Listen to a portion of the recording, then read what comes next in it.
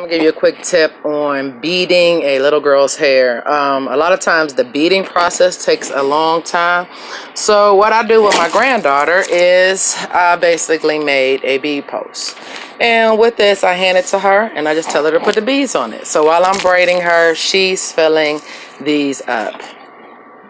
So I'm gonna show you how I do that. And I usually, because I do put like 10 beads per braid on her head. I usually do like 3 of those long ones. So you can get this from the Dollar Tree.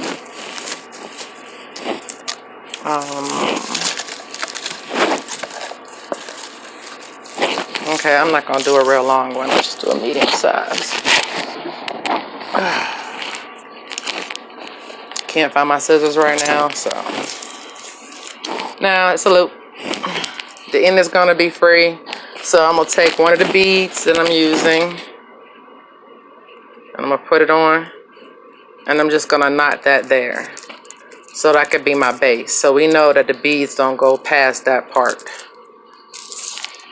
And at the top, because it is open a little bit, I put a little point to it so the point stays. And we just fill it up.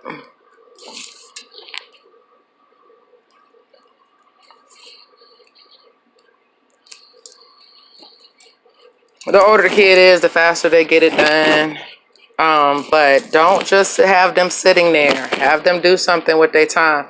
The more kids are doing something, they tend to stay still. So give them something to do. So if you're braiding somebody and you need to shorten that time for braiding, this will definitely work. I'm going to show you how this works. How was I going to do that? Because I sure didn't braid a piece of hair. So we're going to act like we want to put the beads on. We're going to say this. Say if this was a braid. So the same thing as that loop knot thing that they sell in the store. You're going to put this over the braid. Loop it in. Take how many beads you want. And usually it's full, so you ain't got to do that whole until you get to the end. And just pull it up onto the strand. All right. Y'all want me to do that again? Okay, so we got our beads on there. I'm gonna put some beads again on here. And again, I tell you, I give this to the kids to do. Basically put the beads and tell them what colors we're using and match them up. I do 2 boxes of the bigger size. She's a 3-year-old. I do like 10 of these. Okay, so I'm gonna show you again. Say this is the braid. You're gonna put this loop over the braid.